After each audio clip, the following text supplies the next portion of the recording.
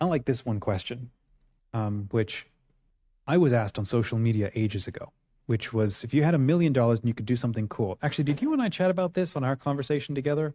I think you I you feel mentioned like it. this as a question. I don't know if we dove a lot into it though, but Okay, I think I brought it up because it was part of our conversation, but I kind of want to throw it back on you now. So, like, here we go, unprepared, out of the blue. If you could blue sky something that you think would be really cool and helpful, and again, not just for evangelization, but maybe could lead people to living the good life, meeting Christ. Um, let's say somebody were to walk up to you with $1 million and go, "Pitch me. What would you want to do, or how would you accomplish it, or something?" What would you do? Any ideas?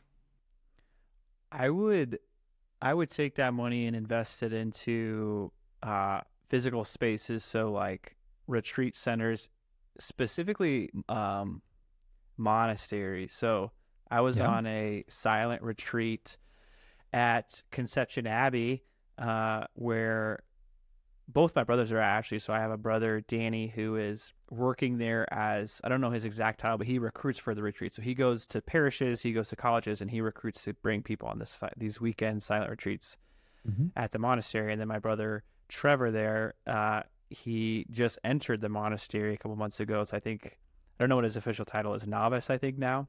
wow, okay, So my dad and I went over there on a retreat, and to me, I I think one of the coolest things was understanding the power of silence and the power of monasteries in our Catholic world. So the silence, the prayer, like praying with the monks, it was such a unique, cool experience for me. And I think it's a stark contrast to the world we live in today and reminds us of necessity for silence. And I think in some ways, those monasteries are holding us all together by their prayer. hmm, And so to me, I thought it was an amazing experience. Whenever I get done with a good retreat or a good silent retreat like that, I'm like, I want other people to experience it too. hmm, And I think the thing right now, there's not a lot of great silent retreat options that people are willing to drive to. I think, like, hmm, there's a lot of great silent retreats out there and retreat centers. I think making it more accessible or easier for people to get to would be one thing. So whether it's building some more or just investing in uh, current monasteries to expand silent retreats and expand um, different factors within them. Like one thing we were talking about is it'd be so cool. You can buy like $18,000 houses on Amazon, like $18,000 two-story, like like tiny little sites, homes. Yeah, tiny homes. Yeah. So the first floor is like you got bathroom, bedroom, and then like you can crawl onto the top, and the rooftop has its own little almost like patio. I was like, we were talking how cool it'd be to drop like 12 of those into a plot of so land cool. somewhere and have Yeah, silent retreats there. Like, yeah, and it's like out in the wilderness, so it's quiet, it's beautiful, and like maybe you have a main wow, area where the Eucharist is. So we were talking big ideas. Honestly, that's what I would do with $1 million. I would figure out ways, whether it's building retreat centers in completely desolate areas or investing it in current monasteries who want to improve their silent retreat programs hmm, and maybe the physical spaces, so that, because I think another aspect of it too, like when you there's a lot of Catholics, like devout Catholics, who they do a silent retreat every year, and that's good enough for them. Like they don't care about the retreat center, but I think one way to bring more people into those silent retreats who might not otherwise go, um, or people are. I think one way to do it is to make them cooler. Like, not that you need to dress up the Eucharist or dress up Christ at all, but like the physical space that you're staying in, like making that just so beautiful and so comfortable in a sense that it's something that might draw somebody in that might not otherwise go, hmm, because it's hard to commit to a weekend, no hmm, matter who you are, a weekend away from home and family, and like hmm, the silence, that can be intimidating. But when you have a beautiful place to just sit and then just enjoy hmm. Christ's presence, like it makes it a lot easier, I feel like, for more people to say yes to that. That's awesome, man. My mind's going all kinds of different ways. Like, could either go the route of tiny homes or mobile homes, or buffing up existing monasteries, or go the route of having an organization that hosts retreats and you rent out either clusters of Airbnbs or there are like gorgeous, like big like rent a mansions, whatever, around the country that you could host. Yes, yes. And it's like, what if it's a traveling experience around the country to get, um, I mean, the fun thing about that is you don't need to own anything. There's not an actual program that need, like video content and stuff. Hmm. You just have a retreat master, confessions and communion and stuff like that, obviously. Um, and you host experiences for people to like bit of social media detox. Like, what will be some of the Yeah. benefits to go? And I want to hear from you. Like, what are for you yourself? Like you said, it was an amazing experience. Like, why? Why was it wonderful for you? Yeah. So the main the title of this retreat was encountering Christ was the main thing, and a lot of it was actually done through just teaching how to do Lectio Okay. Divina, and I've heard of Lectio. I've gone through it many times before, like in college. It involved the Newman Center and Focus. I knew what Lectio was, but it was never something that really stuck with me as a practice Okay. in my daily prayer life. And this retreat brought it to life for me. I was, we started every session with Lectio and praying with the monks and having like kind of adopting their daily routine for a weekend. Hmm. It, it really brought prayer to life for me in a new way and doing it through scripture and Lectio Divina. Yeah. And so that was the biggest takeaway. It was the most practical thing. And they know like these retreats are for lay people Hmm. who aren't called to be monks or not called to live in a monastery. And we shouldn't Right. desire to live in a monastery if we're not called to live there. We have to live in the world and where there's more distractions and noise. But to me, it is necessary to retreat into that every once in a while. And so I think the Lectio Divina was huge, Hmm. and just like watching the monks pray and being a part of their prayer was really, Hmm. really neat Hmm. for me. To your point, when we were talking about those $18,000 mini homes, Yep. we had that idea too of like, what if there's an Airbnb, but it was for Catholic retreats? So like it could be a marketplace to find, you know, people that would rent out their spaces to host retreats, because I know like focused missionaries all the time are looking for ways to retreat with maybe their small Hmm. group of disciples, like Yeah. get away for a weekend to go do something. How cool would it be to have an easy place to find a place to retreat that would actually be beautiful, like encourage prayer, and maybe even connect with local spiritual directors or local Hmm. priests or people who would be willing to lead parts of the retreat or bring the Eucharist over for so that's an interesting idea to think about. But that was my thought too, is and how do you encourage people to create more spaces like that? Hmm. Like if somebody has the means to do it, they have a big plot of land, putting down 12 of those $18,000 homes in like a cool little way for to have a place to go for retreat. Hmm. I think we need more of that. I think people desire more of that. I think people desire silence and they desire the beauty of nature, especially people living in larger cities. So Yep. just creating a way to do that. So you're a young kid compared to a bunch of the rest of us, and there's this growing. I see anyway. I hear about on the Facebook. There's a growing trend of young people, um, finding these little not victories, but ways where they're detaching from their phones. They're doing social detoxes themselves. They're blanking their phones, with blackout apps and stuff, or they're just putting their phones down and going for walks and like rediscovering what it's like to Mm-hmm. um, just to re-engage with the real world around them and to be silent again. What I'm just curious, what do you think when you look around? Um, what's my question here? Is it a trend? Is it a fad? Is it?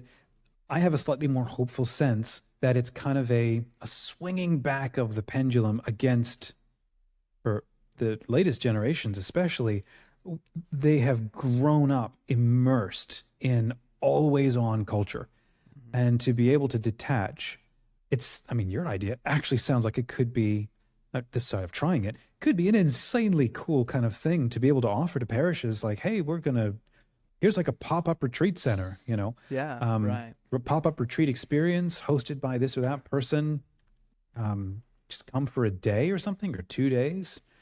Yeah, I mean, I think we're gonna see more of that. I think you're gonna see like more people retreating, getting out of larger cities, or just even smaller towns, just getting out into nature and spending a time in silence and detox. Like, I think we desire that, and some people don't even know that's an option. And maybe if you're not Catholic or not even a Christian, like, you don't think of that as something you'd want to do. But when you're exposed to it and you have the opportunity to do something like that, I think Mhm. more and more of us are willing to do that, especially with phones technology and work from home and burnout and all kinds of things. And I mean, to your Yeah. point about phones, like, I don't think we're ever going to be able to get to a point where we say no, like, phones or whatever the next thing is that helps us work and Mhm. socialize, whatever. Like, we're never going to be able to, like, get rid of that. We're never going to be able to stop that wave of, like, I don't want to call it progress, but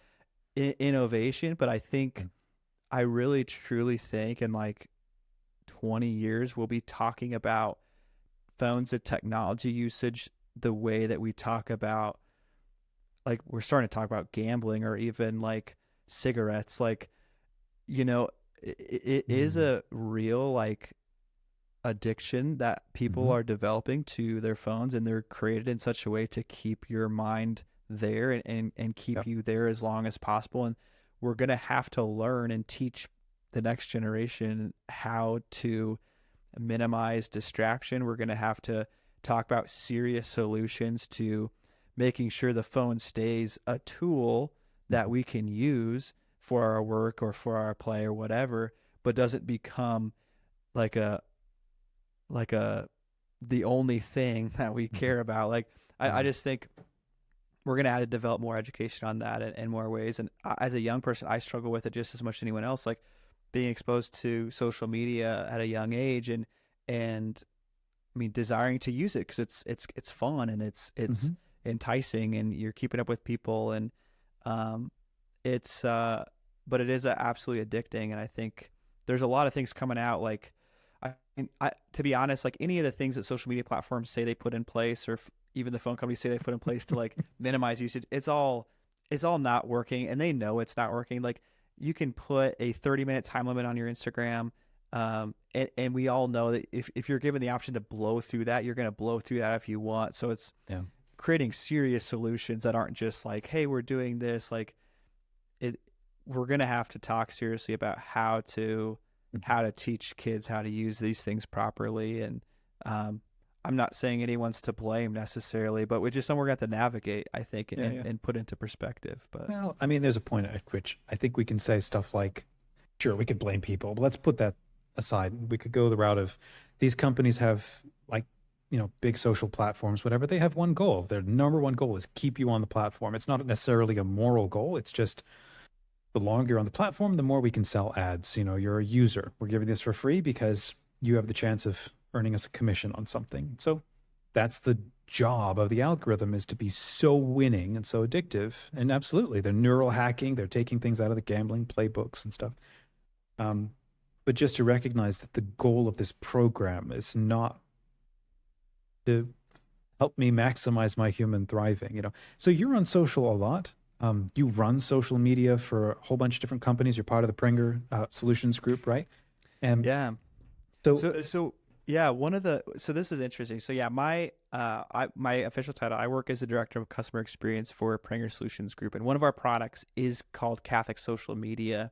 Mhm. And I've worked for them since I graduated college. I love it. We work from home. We're a small, mighty team, but we've developed a service and a software for parishes and dioceses to help with their social media. So, number one, we started working with parishes um, in 2017, 2018. It was before I was on board.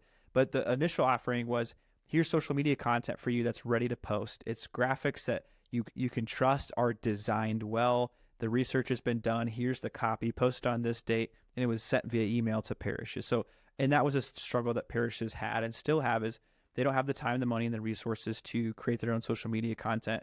And sharing posts from the various ministries that are out there right now doesn't really set you apart as a parish. Like, everyone is already following the ministries and the maybe Catholic influencers that are already out there.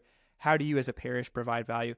We found that parishes who post daily on social media see 44% higher offertory. And that was one of the driving things. And I don't think that comes as a surprise. The parishes who are engaging their parishioners outside just Sunday in general are going to see higher engagement, higher offertory. Social media is a way to do that.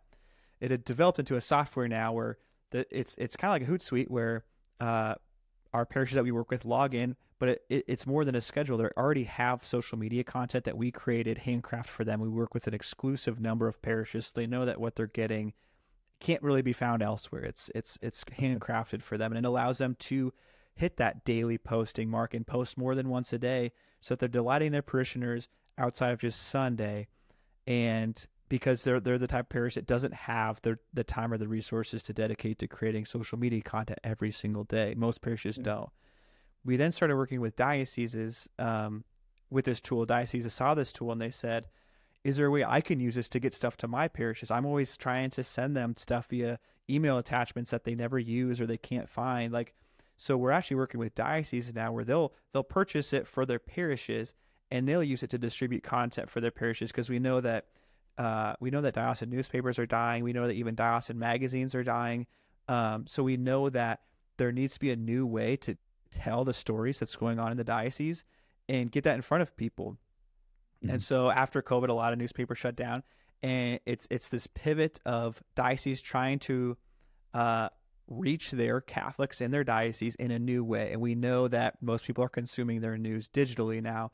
So the idea is, how do we still tell the stories that we used to write in our newspaper and maybe currently do in our magazine? And magazines still work. Printed media still works. People still read newspapers. People still read magazines. So if your people are still doing that, you absolutely should be doing that still.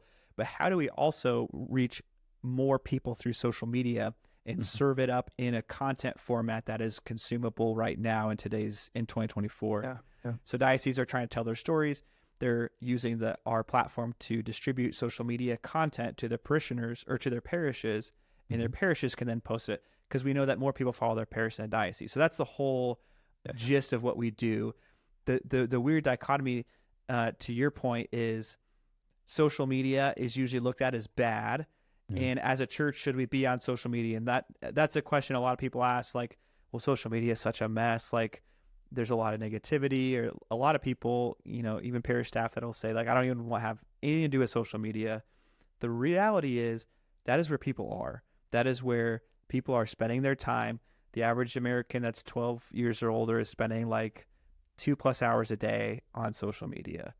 So just because we might have like a bad attitude towards it doesn't mean that there aren't people to reach there. And we always talk about how it's similar to how St. Paul went to Athens. And there was a lot of sin and bad things going on in Athens, but he went there because that's where the people were. That's where you could encounter people and preach the gospel. And that's what he did.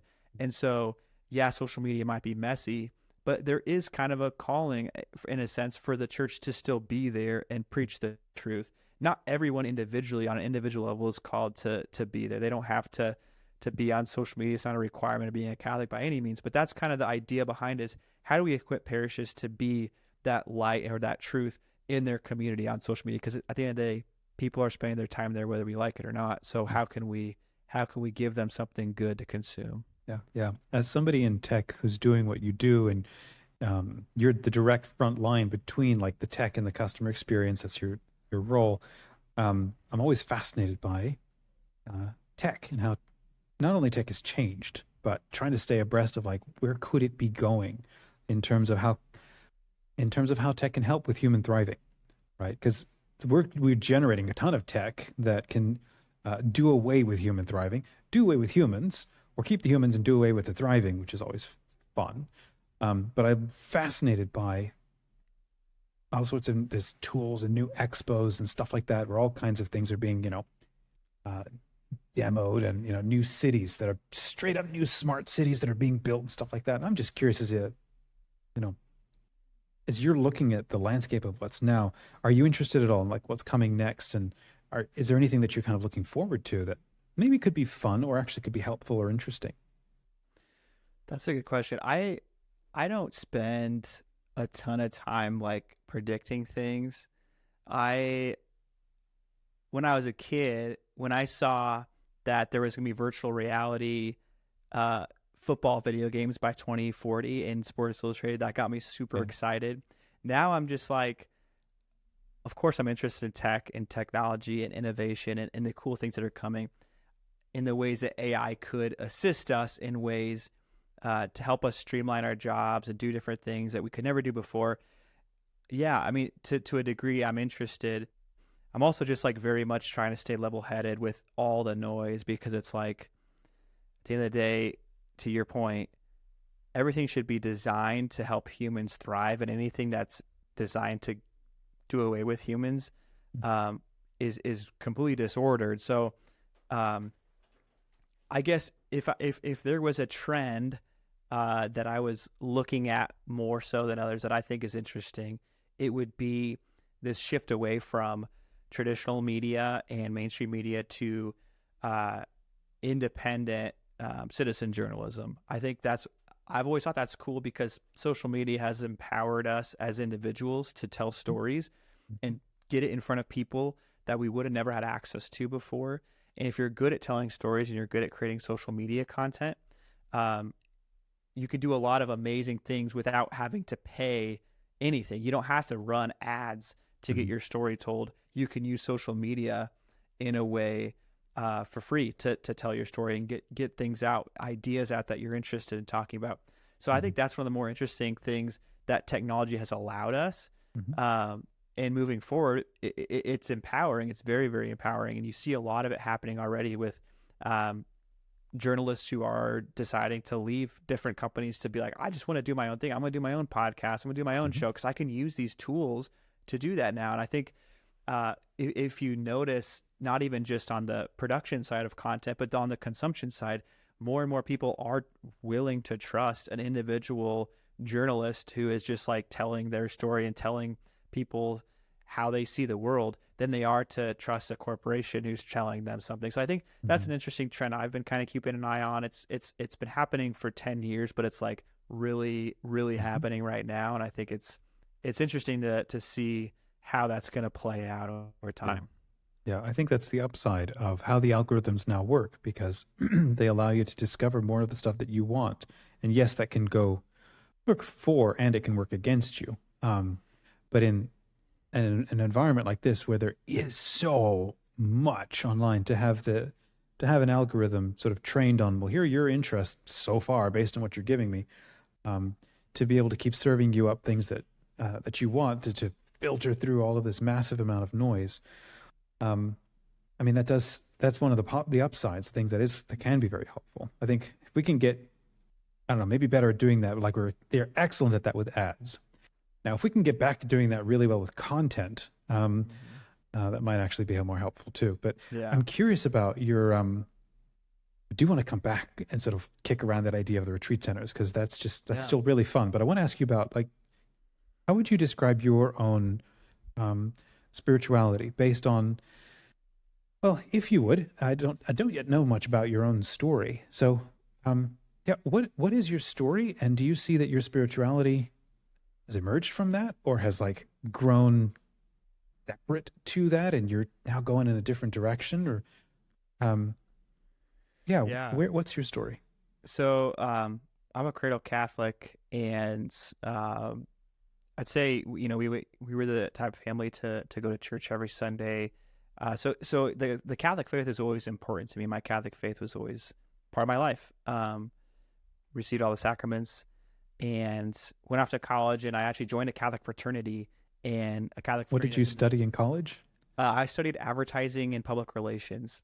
Cool. So I was in the journalism school there, and I went to the Nebraska. So I was at Nebraska, joined a fraternity called Phi Kappa Theta, which is a Catholic fraternity that was fairly new at the time, that they built right behind the new Newman Center there. So you have even, it's funny looking back early on, like even early on before college, before a lot of my transformation, reversion in a sense kind of happened. Like I desired to remain close to Christ, but there was a lot of trials and tribulations with that. I think I experienced a lot of success in my younger days and in high school. And I think the Lord used college and even the year or so after college to kind of break me down. And here, let me grab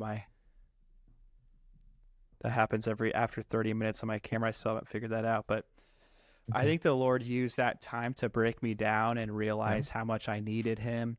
Um, and so there was a lot of struggles, I would say, just like internally in college, of just like um, Him taking away the success that I like, the worldly successes that I would feel or achieve in high school, and just like kind of strip me down into a point where I needed Him and realized I needed Him.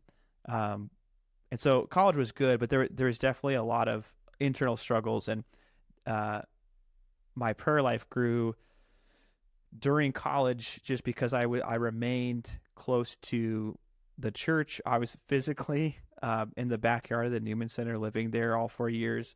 But there's a lot of focused missionaries there that invested in me, and really good role models in my fraternity that invested in me and kept me on that path.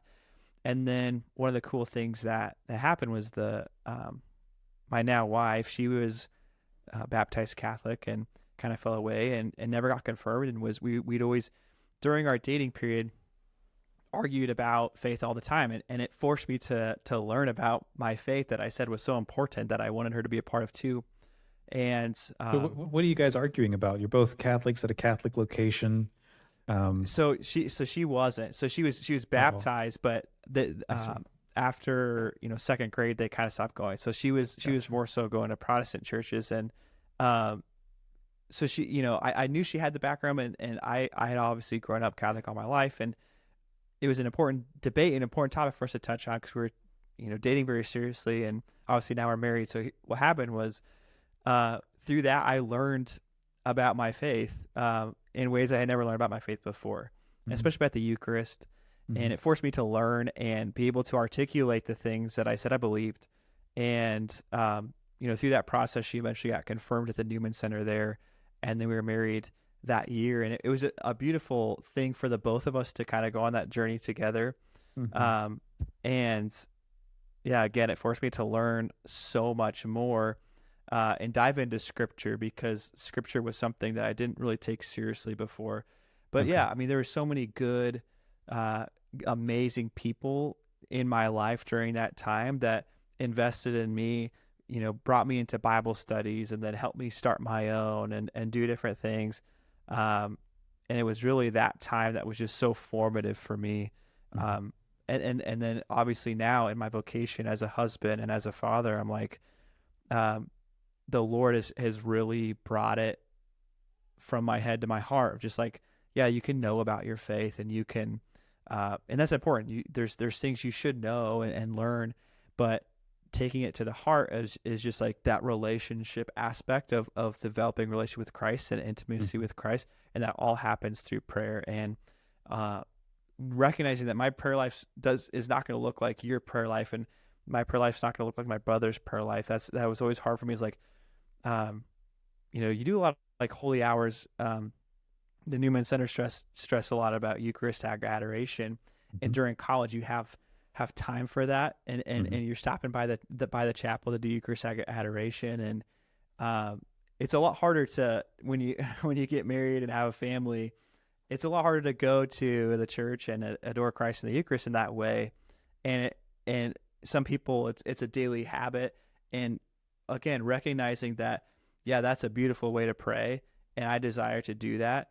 But right now, like, maybe I'm just getting up and spending 30 minutes in silent prayer in the morning, Hmm. and that's been my focus, is like, prayer is your relationship with Christ. And so, starting there, someone in college told me, like, you, if you have no prayer life, I would challenge you to start 5 minutes a day, go in the chapel and just pray, just talk to Jesus 5 minutes a day, and from there that will grow. And I think that's definitely true. And so, I would say, as far as my, you know, what I'm trying to do right now is 30 minutes of just like conversation with Jesus in the morning, first thing, Hmm. and trying to implement like a weekly holy hour and things like that. And, um, you know, fitting in a daily mass when you can make a daily mass. And part of the retreat that I went on, that I was just talking about too, was encourage that idea of daily prayer in the life that Christ has called you to live. So Hmm. like I said, I'm not gonna go move to a monastery and do, vigils and morning prayer and evening prayer, uh, with the monks. That's not the life Christ is calling me to live. However, there's so many ways in which we can turn back to Him in our day, and recognize His presence, and that's what, as lay people, especially husbands and fathers, we have to be able to do. We have to think about. Mhm. I'm hearing a lot of attention to um, being present. Um, would you say that's an important part, or that's a growing part of your spirituality? I would definitely say so. Yeah. Because that's actually a struggle of mine too, is being Really? present. Yeah. I don't know why. I think it's because one of my, I was telling my wife this just the other day. I was like, one of my gods, if I had to be honest with myself, is productivity and work. And it takes an effort to pull my mind away from that Yeah. so often. But if you don't do that, you can't be present. Like, you have to be able to do that. Um, Mhm. so yeah, I would say for sure being present is a struggle, but also a very important Mhm. aspect of prayer. Do you have like a ritual or something that you go through when you finish work to shut down that stuff and I wish I transition over? did. I Yeah. wish I did, and I should get more serious about that. I know that's something they talk about, especially work from home. That people Yeah. are like, because yeah, I work from home, so I don't have a commute back home. And a lot of people, that 10 to 15 minute commute or whatever your commute is, that Mhm. is a time that your brain makes this transition that allows you to be successful in the rest of your evening. Mhm. And Yeah. that's something I don't have. Mhm. So you have to build that in, and you have to be intentional about that. And I, unfortunately, am terrible at it. So that's probably why I I struggle to be present. But Yeah. yeah, I would say this is my motivation now, to do that. So thank you. You I'm curious to go back to something you said earlier where you were like when you were younger you had a lot of success, I think, and you started out feeling very um uh close to God, close to Christ, and then you kind of lost that maybe a little bit, or you had to renegotiate that relationship as you got older. And um when you were young, I'm curious just to learn more about that. Uh when do you when did you feel that closeness? How did it feel like obvious? Like, yeah, I'm doing the right thing, and he feels real. Like for a lot of us, and kind of myself included, he, all of that was a nice idea. All of that was like catechesis, but I mean, heck, I'm actually here to build tree houses, and I just want to play, a computer game and do fun stuff, right? Um, but I have to do Sunday school, right? Hmm. Sounds like there's something a little different for you. With that. And then in college, it sounds like it's when it got a little more serious for you. Yeah, that's a good question because yeah, I think the best way to describe kind of my spiritual journey and my reversion in a sense, because it was never like I was like fell away and then came back. It was always just like this very steady constant in my life. But it was like college was where like so much happened in my faith journey. Hmm.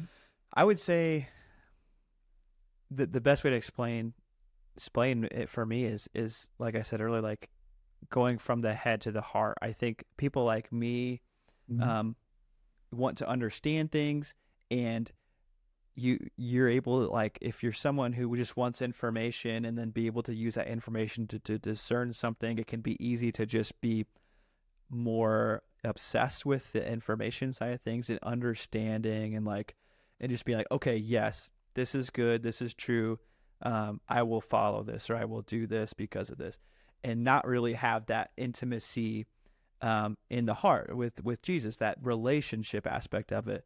And when we have one over the other, it can kind of cause some problems, I think. And I would say one of the moments that was very, very powerful for me in college was, my prayer life was kind of a mess, but it was there, and I was doing a novena because I was struggling with, discerning the vocation of marriage, and you know, with my now wife, like that battle of like wanting her to be Catholic, but um, at the early stages of it, like I couldn't even describe why I wanted this for her, like um, and so I was doing like a novena, and it was Saint Teresa of Lisieux novena, and part of that novena, and I'm not one that's going to tell people, oh, everyone needs to do a 9-day novena or whatever. Like sometimes that can be used as an excuse to like be passive in discernment. So I'm not a spiritual director. However, in my instance here, this was a very powerful moment where so I was praying this novena, and on the feast day of Saint Therese of Lisieux, went to mass at Thursday night mass. We always had 10 p.m. mass available at the Newman Center, which is super late. I'm sleeping by now at that time, but I was awake because I was in college. And part of this novena is you're praying for a specific intention and trying to ask for intercession for guidance in a specific area. And so mine was, definitely praying about my wife's conversion. Definitely now wife, we were just dating, but also like, are you calling me to marriage with this woman? And part of the way that kind of can be revealed is Saint Therese might give you a rose. They say give you a rose, so it's you'll know it when you see it, essentially. But I went to mass that night and went just a little bit early to pray, and the Eucharist was exposed. So there would be Eucharistic adoration, and right below the Eucharist was a rose sitting on the altar, and that was when I knew that my discernment, my prayer had been answered, and there was so much clarity there. And it was one of many moments, but it was a moment of, like I know God's real. And I knew that, but it was a moment of deep intimacy, of like he was listening to me and he was speaking back to me, and through the intercession of Saint Therese of Lisieux. And so that was a very, very beautiful moment of so much clarity. And then after that, so much happened. I graduated. She went through RCIA, so we did RCIA together for a whole year. She came into the church on Easter 2022, and then later that year is when we got married. So it's like so much happened in that period of time. And I look back now and just like, what was I ever worried about? Like the Lord's been so good to me. He's provided so much for me. We're married. We have a baby, a toddler now. I guess she's 14 months, so she's a little over 1. And we have everything that we need, and the Lord's always taken care of us. And so I think the Lord used that time to break me down and say, you need me, because I do. I need the Lord. We all do. I can't do anything without him. And he kind of used that period of time to help me realize that. That's a beautiful story. And it's sometimes funny to realize how, for Catholics who understand or have some of these traditions and these, things like novenas and stuff going on in their spirituality in their lives, we forget there's a whole bunch of people in the world who have never heard of this stuff, and there's some like my mom would always say she'd have an amazing relationship with Saint Teresa of the Child Jesus, and she'd have like roses thrown at her left and right.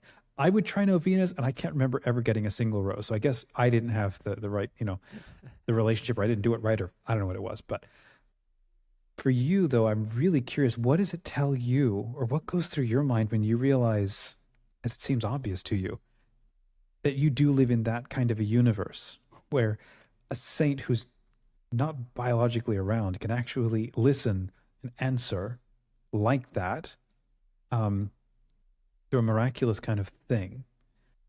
And I mean, you've seen some of the stories. There are ways where this happens where it's like, there's no way this is not some kind of extra temporal, miraculous thing. This is not just an accident, Mm-hmm.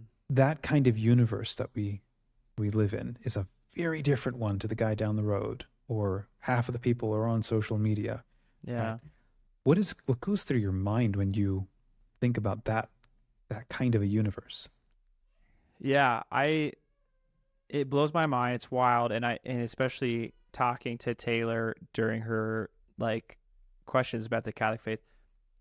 I get it. Like if you're not Catholic and you're seeing those kinds of stories and those things, it's absolutely wild until you give it a chance. And I think saints' intercessions are super powerful, and there will be different ways in your life that saints kind of come and go, and maybe some that hold steady throughout your whole life that you kind of develop a relationship with, in a sense, because at the end of the day, they are in heaven interceding for us, and we are all the church. So it's not everyone's going to have a devotion to every saint or even a handful of saints. Like it's not a necessary part of salvation to have a devotion to a saint, obviously, but they're beautiful role models for us. And I think if we step back and just realize, like, yeah, they're role models, and then if you kind of dive deeper and deeper, that you can kind of start to understand how it all works and why that all works. And Yeah. but yeah, I mean, it's to me too. I think I'm a very logical person. I think at least I think in facts and different things. With the spiritual life, I think I got to a point where I realized there was no other option than following Jesus. Like, left to my own designs, like, I will fail, I will be miserable. And I think if the Lord puts in a position where we realize that, and he has different ways of telling us all that similar thing and bringing us to his heart. But when we go through something that we realize that, it's honestly freeing in a sense from, like, I have no other option. Like, there's no other path. There's no other thing that makes sense than this. Just like, I think is it Peter in John chapter 6, when he says, Yeah. Lord, to whom shall we go? That hit me super hard in college, because I'm just like, yeah, like, to whom shall we go? Who else would we go to? Like, Yeah. why not? So